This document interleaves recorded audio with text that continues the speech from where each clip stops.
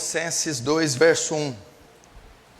Gostaria, pois, que soubesse quão grande luta venho mantendo por vós, pelos laodicenses, e por quantos não me viram a face, para que o coração deles seja confortado e vinculado juntamente em amor, e eles tenham toda a riqueza da forte convicção do entendimento, para compreenderem plenamente o mistério de Deus, Cristo, verso 3, em quem todos os tesouros da sabedoria e do conhecimento estão ocultos.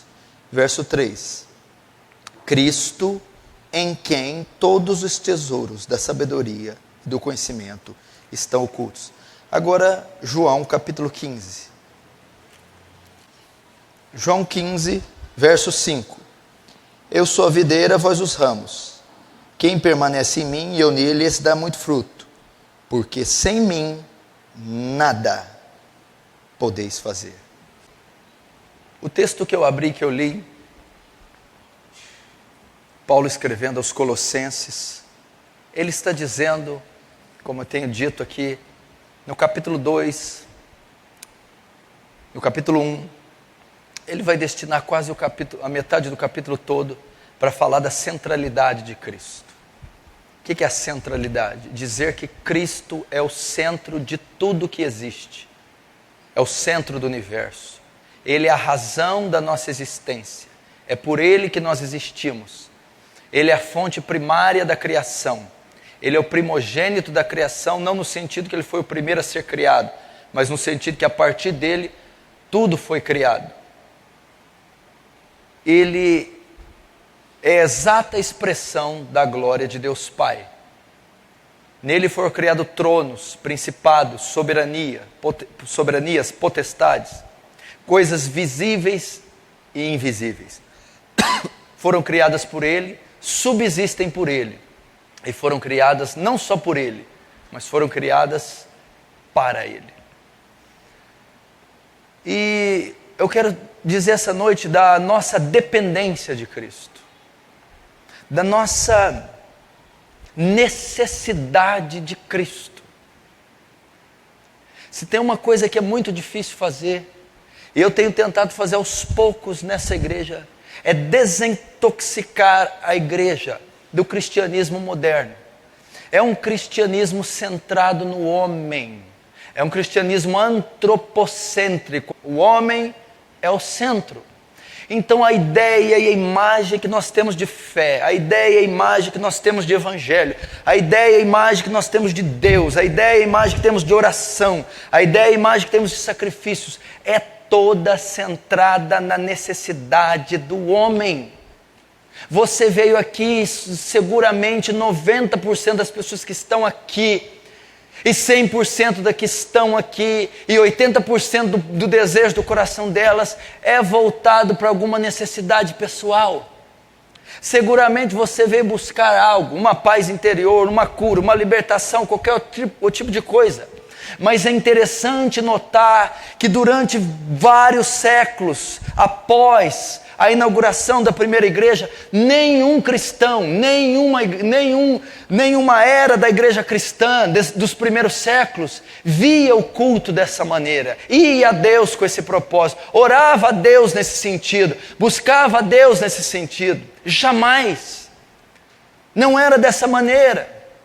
Então nós temos essa tendência moderna que faz da igreja um balcão de comércio, o evangelho um produto e o crente o cliente, que visa atender a necessidade física, emocional, espiritual, conjugal, financeira e tantas outras, e faz da igreja isso, faz da igreja um campo de refugiados, ao invés de uma assembleia de santos, ao invés de Cristo ser o centro do culto, o centro da adoração, o centro da oração, o centro do jejum, o centro da leitura bíblica, o centro da pregação, o centro da teologia, o centro da nossa fé.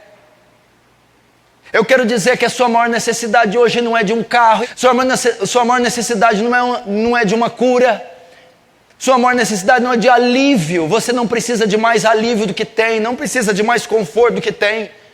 Você não precisa de um namorado ou de uma namorada. Sua maior necessidade não é suprir sua carência afetiva. Sua maior necessidade não é o Banco do Brasil, o Bradesco, Itaú, aprovar uma carta de crédito de milhares de reais. Sua maior necessidade não é a aprovação do financiamento da tão sonhada casa própria. Sua maior necessidade não é vir no altar com sua noiva e ser declarado marido e mulher e você se casar. Sua maior necessidade não é essa. Sua maior necessidade não é de riquezas. Sua maior necessidade não é de prazer, sexo. Sua maior necessidade não é de grandes desempenhos ministeriais. Sua maior necessidade é da pessoa de Jesus Cristo. Sua maior necessidade é do pão vivo que desceu do céu. Notem, quando Jesus proferiu esse sermão, já tínhamos a Torá, já tínhamos o Pentateuco, já tínhamos as leis, já tínhamos os sacerdotes, já tínhamos os sumos sacerdotes, já tínhamos o templo. E Jesus dizia: vocês não têm nada, vocês têm a lei, vocês têm a túnica, vocês têm as mitras, os filactérios, vocês têm os anéis, vocês têm, mas vocês não têm a revelação da lei, a materialização da lei, vocês não têm a Cristo. Vocês precisam do pão da vida. É o pão que preenche o vazio do homem. É o pão que cura a depressão do homem. É o pão que satisfaz o homem. É o pão que perdoa o pecado do homem. É o pão que completa, que vivifica o homem.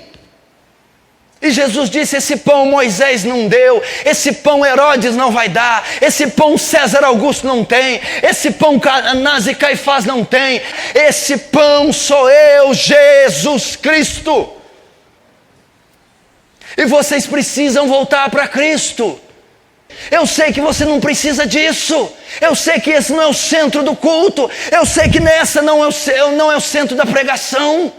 Isso são apenas paliativos para a sua vida.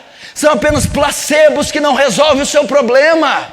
Não adianta uma pregação de consolo psicoterápica. Não adianta uma pregação de fé evasiva. Você precisa de solidez. Você precisa de alicerce. Você precisa de comida pesada. E essa comida se chama Cristo. A grande verdade é que a maioria das pessoas que estão aqui não conhecem a Cristo, não têm um relacionamento com Cristo, não amam a Cristo, não vivem para Cristo.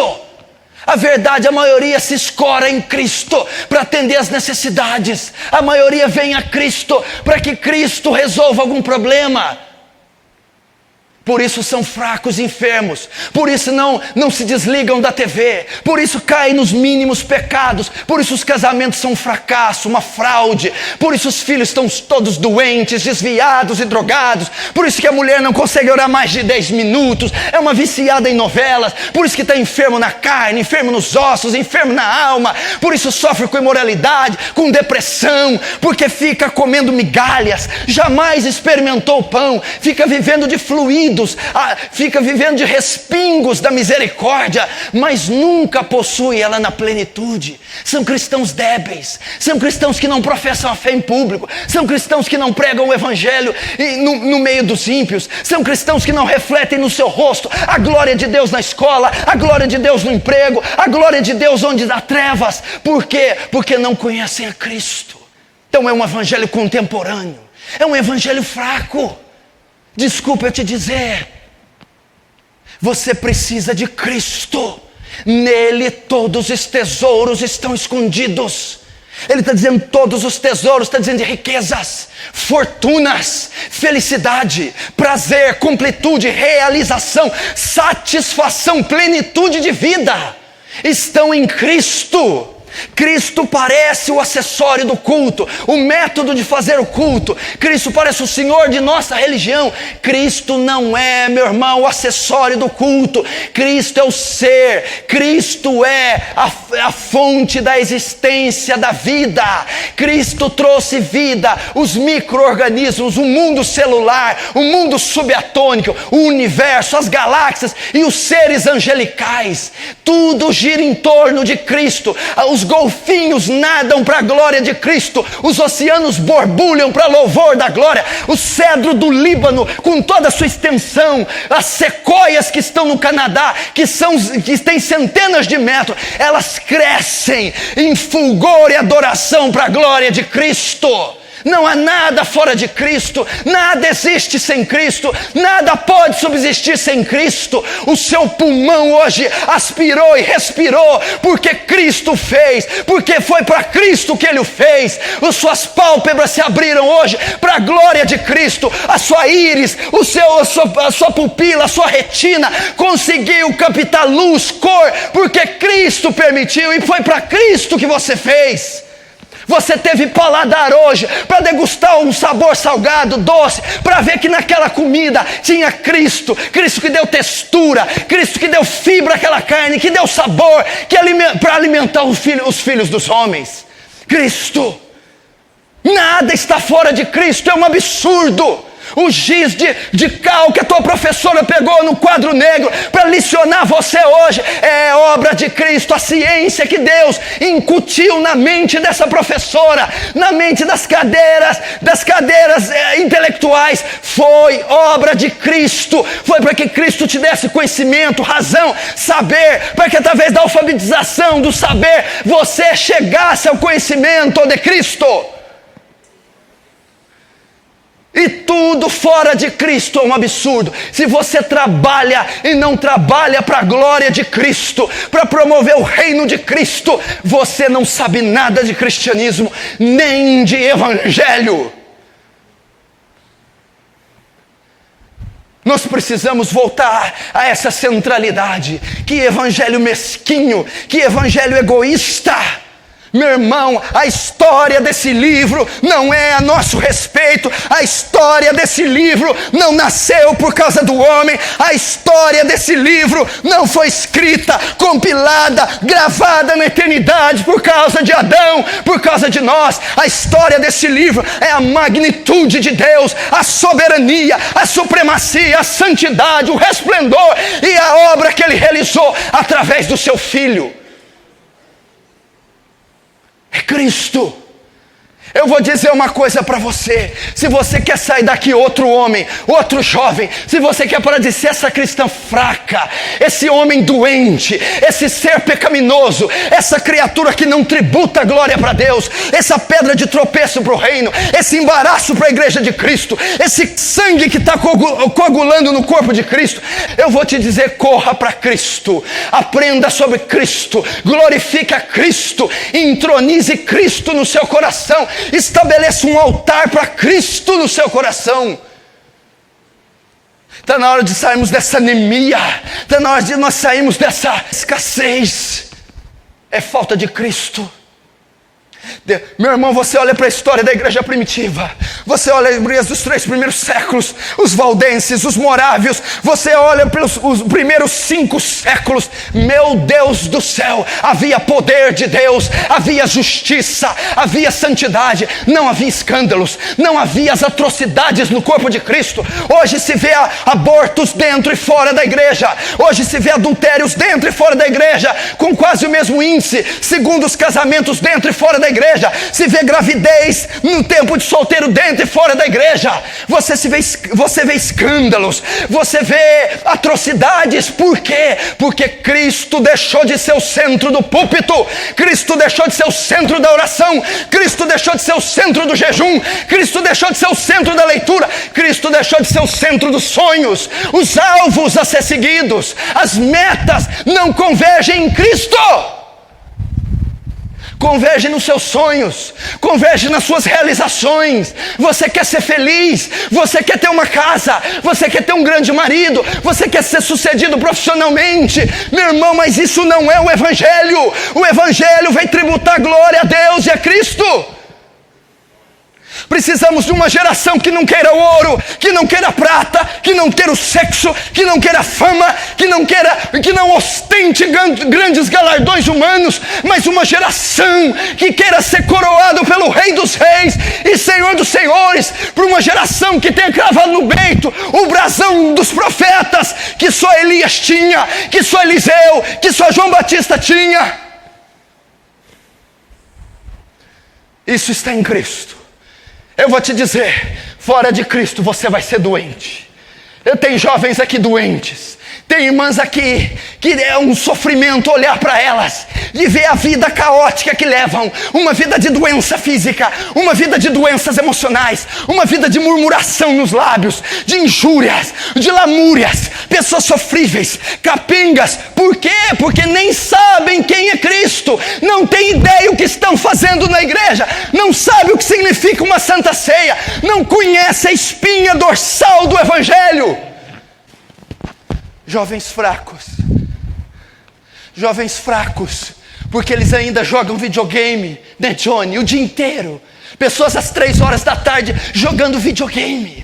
Pessoas que gastam tempo com Facebook, com paquera, com colocar roupas apertadinhas. Nunca, meu filho, você nunca experimentará o que Elias experimentou. Nunca sonhará em sentir o que o apóstolo Paulo sentiu quando escreveu: não sou eu que vivo, mas Cristo vive em mim. Você nunca saberá. Você sempre lerá esses textos e jamais sentirá o que Paulo sentiu quando os escreveu.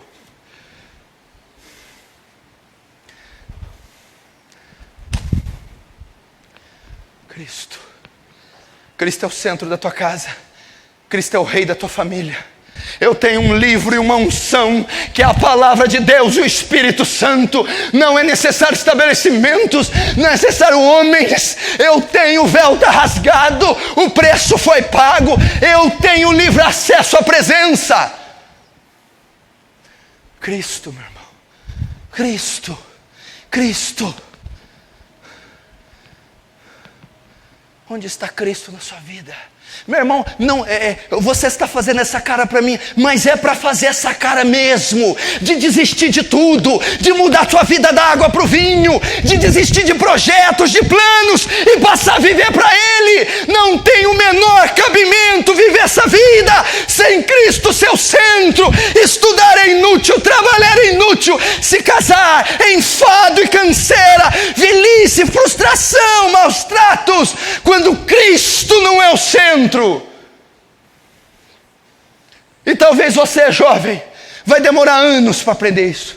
Principalmente você é jovem menina, que fica 24 horas pensando numa forma de paquerar, de ficar, de se casar, de ter um homem. Quando você vê que tudo isso é vaidade, desperdício, perda. Quando você vê que você poderia ter usado o seu corpo para a glória de Deus, o seu tempo para estudar sobre Deus, para orar e ter comunhão com Deus, vai ser tarde demais.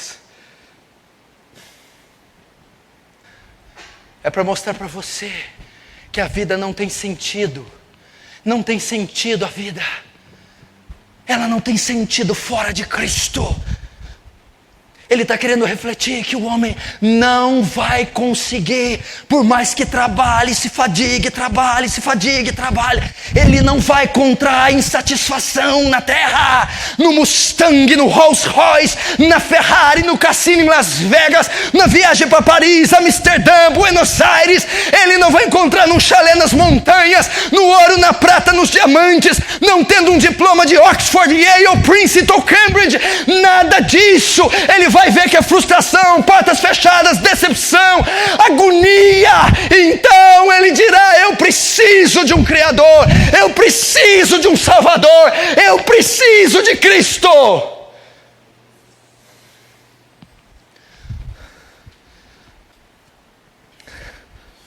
A vida não tem sentido, é tudo vaidade. O mundo, as paixões, o dinheiro. Quantos casamentos artistas têm? Quantos casamentos cada artista possui? 1, 2, 3. Eles não conseguem. Quanto dinheiro os empresários tentam acumular? Quantas fortunas tentam adquirir?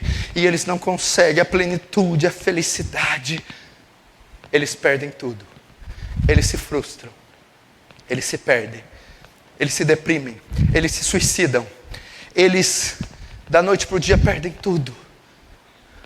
E por que Deus permite que você perca tudo? Que você experimente a frustração, que você experimente a desilusão amorosa, sentimental, porque você se frustre nas paixões, nos relacionamentos, porque você seja um perdedor profissional, financeiro, porque você trabalhe, e quando as rugas vão chegando, a velhice, você vê o ceador que não conquistou nada, porque Ele permite para que você volte para Cristo, para que você saiba que nem o melhor trabalho de executivo do mundo pode se comparar à satisfação que Cristo dá. Para que você não tenha saídas, para que você não tenha opções, alternativas, todas elas queimadas, todas elas desperdiçadas, e tenha uma só alternativa, inequívoca, irrefutável, meu irmão, inquestionável, Cristo, meu irmão. Volte-se para Cristo.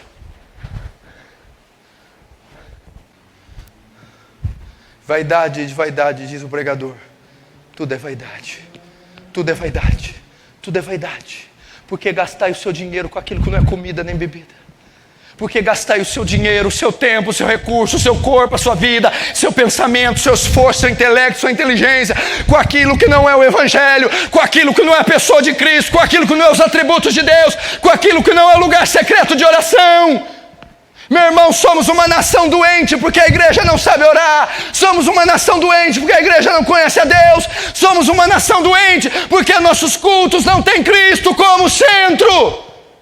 Somos doentes porque tudo que queremos são remédios.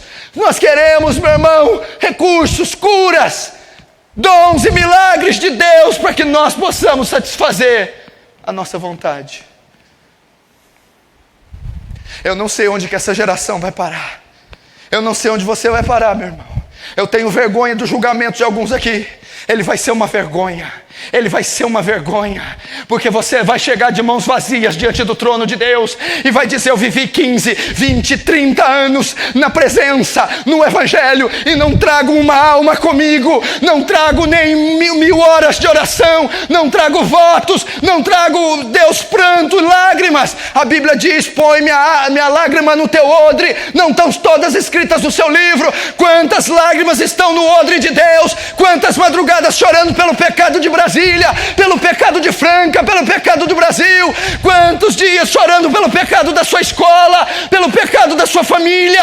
Quantas noites chorando pelo pecado da igreja? Deus tem um odre com nossas lágrimas, e você chegará diante de Deus com esse odre seco, com esse odre vazio.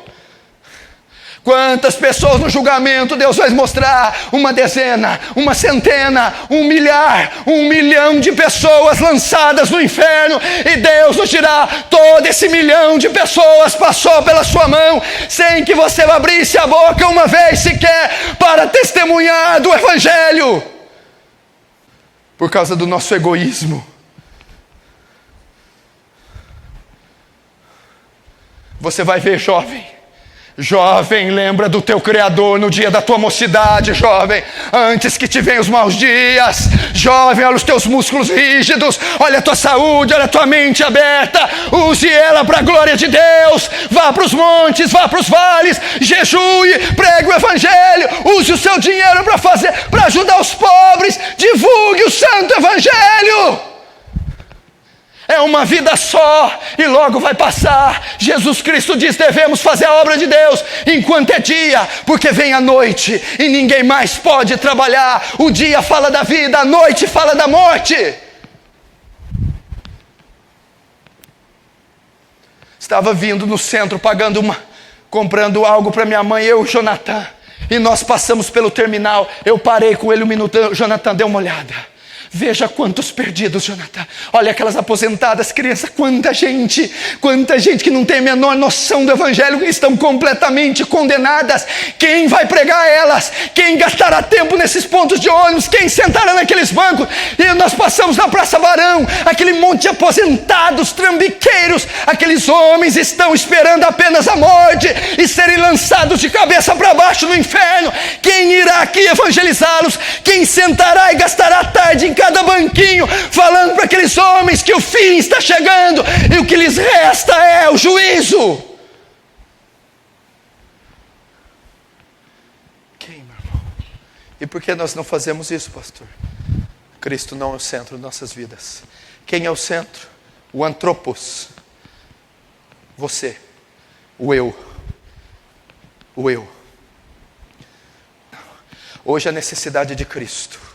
Não, meu irmão, hoje o culto é de Cristo, a glória é de Cristo, o louvor é de Cristo, é para Cristo, meu irmão. Esse botão que sustenta a tua camisa aí, é para a glória de Cristo, meu irmão. Essas luzes estão acesas para a glória de Cristo, meu irmão. Esse ar-condicionado te refrigera para a glória de Cristo. Ache uma tolice se quiser, ache uma besteira se quiser, mas é exatamente isso que as Escrituras revelam acerca dele. Gênesis 3, com a mulher, a Bíblia diz que o pecado vem e o juízo vem sobre o homem, do suor do rosto comerás.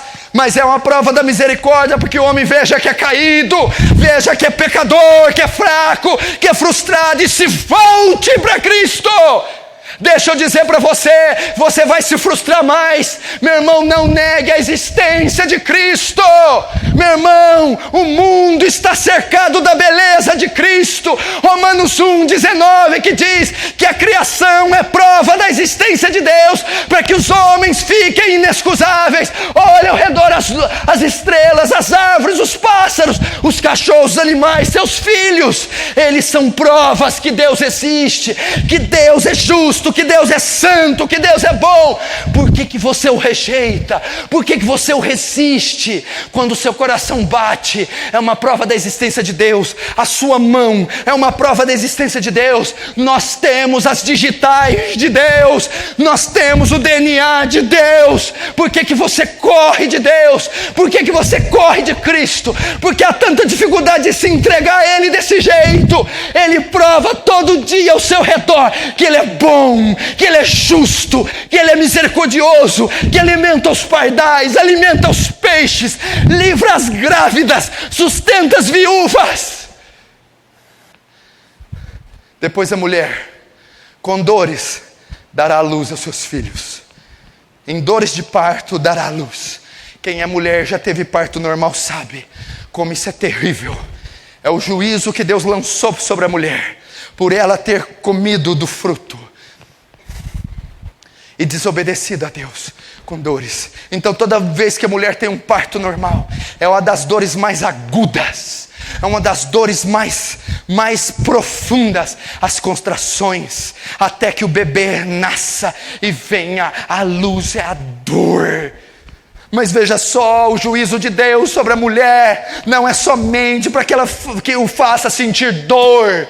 É a misericórdia de Deus sobre o mundo caído, dizendo para eles: vocês são de carne e osso, vocês são humanos, vocês são mortais, vocês são débeis, vocês podem ficar enfermos, vocês são tão fortes, robustos, inteligentes, autossuficientes, mas uma gripe, uma enfermidade coloca vocês no chão, vocês pensam em suicídio, se desesperam da vida. Então quando Deus manda juízo sobre a mulher de dor, é para que todos que sintam dor, todos que sintam o cheiro da morte, corram para Cristo e digam: alivia a minha dor, salva a minha dor, livra-me da dor.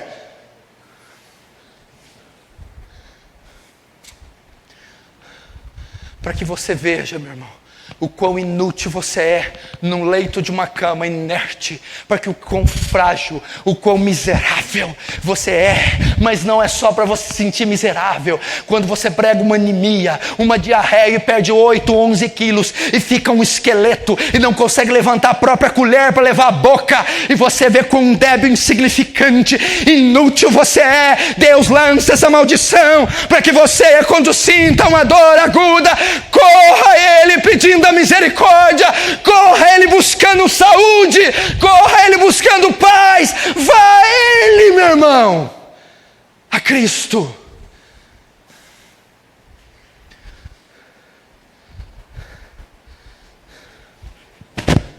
Para que você veja, jovem, vocês que são tão bonitos, olha o Igor como é forte e musculoso. Olha as meninas como são belas. Mas garota, você que tem essa pele como seda, você que tem os músculos durinhos, daqui a alguns anos serão rugas e você será a mulher mais feia dessa cidade. Você jovem todo musculoso, daqui a uns dias alguém vai estar te dando banho e você não é mais do que rugas. Você não é mais que velhice, problemas e fadigas.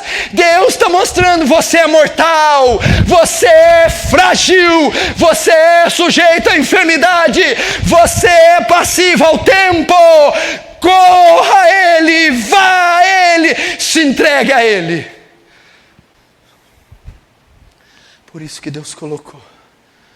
E mesmo assim, frustrados financeiramente, combalidos academicamente, oh meu irmão, desconjuntados profissionalmente, eles ainda insistem na sua dureza, eles ainda tentam todos os recursos. Corra para Ele, corra para Ele. Mesmo debaixo da dor, da enfermidade, mesmo debaixo, meu irmão, da tristeza, você insiste em buscar cisternas rotas. Corra para Cristo, se entregue a Cristo.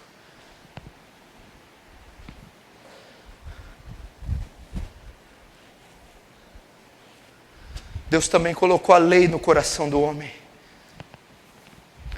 Ele colocou a lei no coração do homem quando Ele criou o homem. Mesmo que o homem não tenha conhecimento do Evangelho, nem da lei de Moisés, ele tem a lei dele no coração. Deus colocou a lei. E por que Ele colocou a lei? Para que toda vez que o homem peque, ele sinta culpa. Toda vez que o homem peque, ele sinta mal. Toda vez que o homem peque, de alguma forma, o ímpio, o hindu, o japonês, o asiático, o europeu, o africano, o incrédulo, o crente, o desviado, todas as vezes que eles transgridem uma lei moral de Deus escrita no seu coração, mentem, roubam, fornicam, adulteram, eles sintam culpa, e aquela culpa os faz dizer: vocês são pecadores, vocês são sujos, vocês são caídos, vocês são culpados. E o homem sente culpa, sente condenação. Mas Deus não colocou a lei no coração do homem só para o acusá-lo, para o condená-lo, só para fazê-lo sentir mal. Não, é para que ele sinta aquela culpa e saiba que ele precisa de um Salvador, que ele precisa de um Redentor, que ele não pode lidar com aquilo sozinho, que ele não tem forças para se desvencilhar daquilo, que ele não consegue dar um passo sequer em progresso. Então ele volte para Cristo, ele busque o alívio desse fardo em Cristo, busque as cadeias se arrebentando em Cristo.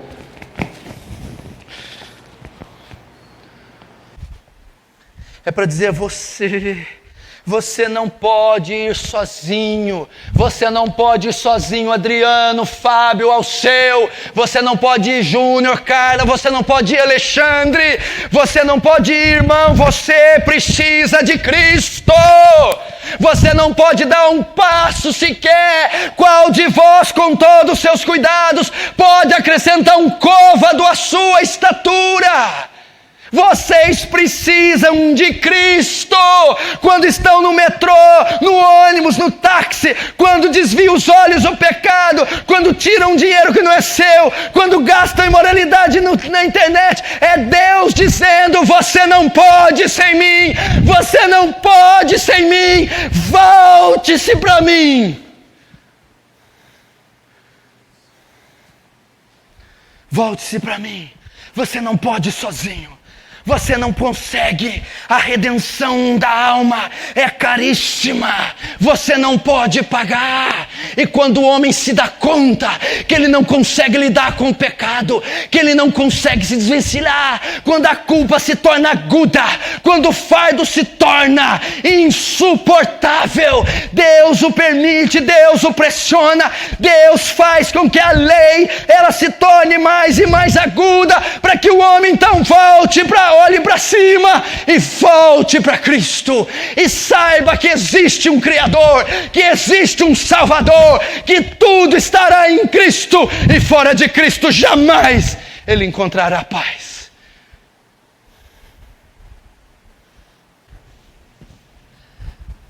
Mas a lei, meu irmão, ela realmente acusa, condena, porque ninguém é justo diante da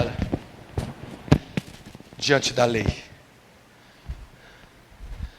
Mas a lei de Deus não foi criada só para manifestar a pecaminosidade do homem, mas é que para o homem, ao ver e se deparar com a espada da lei, com a justiça da lei, com a condenação da lei, e quando ele vê o juízo da lei, ele está completamente cercado pela condenação da lei. Então, quando ele se depara com a lei, ele tem uma única escolha, meu irmão: fugir para a cidade de refúgio, a Acrópole, a cidadela fortificada, a fortaleza inexpugnável que se chama Jesus Cristo.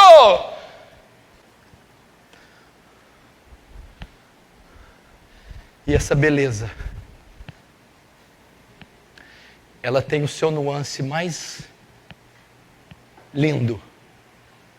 Ela tem a expressão mais absoluta no Evangelho, na exposição do Evangelho, na formatação, composição, na criação do Evangelho, na história do Evangelho. Quando Paulo vai dizer aos romanos: não me envergonhe do Evangelho, porque ele é o poder de Deus para a salvação de todo aquele que crê. E se você notar, nele se revela a justiça de Deus de fé em fé, pois está escrito: o justo viverá da fé. E no 18 vai dizer que os céus manifestam a ira, dos céus é revelada a ira de Deus contra toda a impiedade do mundo. Então o texto está querendo dizer que só há vida para aqueles que creem. O justo viverá da fé. Todo outro sem fé não poderá viver ou resistir à ira que está imputada sobre todo pecador debaixo da terra. E todo pecador sem Cristo está fadado à morte, ao juízo e à condenação. Está em completo estado de morticínio. E só há vida para aqueles que creem no Evangelho de Jesus. Jesus, meu irmão, só nele temos vida, só nele há abundante redenção. Ele diz nos profetas menores: olhai para mim todos os termos da terra e achareis salvação. Cristo: eu, quando for levantado, a todos atrairei a mim. Ele diz, meu irmão: sem mim nada podeis fazer, meu irmão. Assim como Moisés levantou a serpente de bronze no deserto, assim importa que o Filho do Homem seja levantado. Nele corporalmente habita toda a plenitude da divindade, porque foi do agrado do Pai que nele habitasse toda a plenitude da divindade. Ele é a exata expressão da glória de Deus Pai. 1 João 5,20, Jesus Cristo é o verdadeiro Deus e vida eterna. No princípio era o Verbo, Jesus, e o Verbo estava com Deus, e o Verbo era Deus. No princípio era o Verbo, e tudo que foi feito por Ele, e sem Ele nada do que foi feito teria sido feito. Verso 14, o Verbo se fez carne, e habitou entre nós, e vimos a sua glória como glória do unigênito do Pai, cheio de graça e de verdade. Jesus Cristo. Eu vou terminar já. Eu vou dizer para você, rápido, prático, curto e grosso. Ou Cristo é tudo na sua vida, ou Ele não é nada. Ou Ele é o centro dela, ou Ele é mais um ídolo que você tem. Ou você bebe um copo d'água a partir de hoje pela glória de Deus, ou você continua levando, adora Ele só no momento de culto. Cristo não é o broche do seu casaco, nem o pingente do teu colar, nem o nome da tua pulseirinha. Cristo não é o adesivo do teu carro. Não. Cristo não é para você comprar num camelô na Praça 9 de Julho, em meio de bugigangas. Se você colocar a mão no seu lado esquerdo, você vai ver o seu coração batendo, dependendo da pulsação, numa velocidade assustadora. Cada vez que ele bate por permissão de Deus, e porque Cristo faz bater. Presta atenção, a Bíblia diz assim: nele nos movemos, existimos e vivemos. Nele há a respiração e a vida, Paulo diz. E nele nos movemos, existimos e vivemos.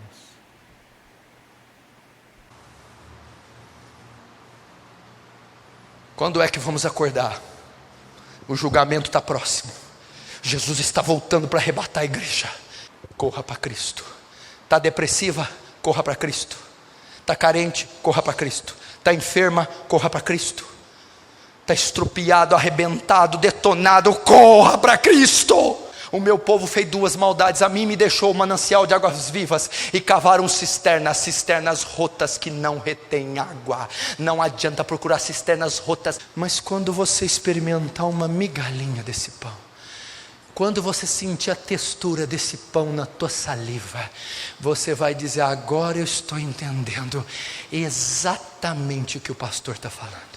Quando você conseguir uma gota dessa água da vida na tua boca, você vai dizer: agora eu entendo. Agora eu entendo. Agora eu entendo o que ele está falando.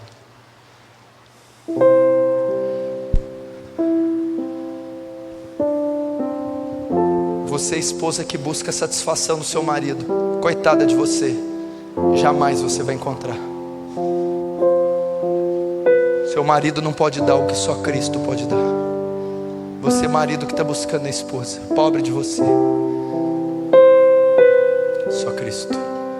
Você, menina que está buscando um namorado, como eu tenho pena de você. Você vai ser mais vazia, depressiva, triste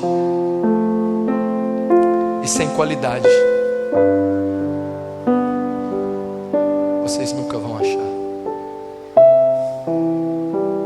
Nele todos os tesouros estão escondidos.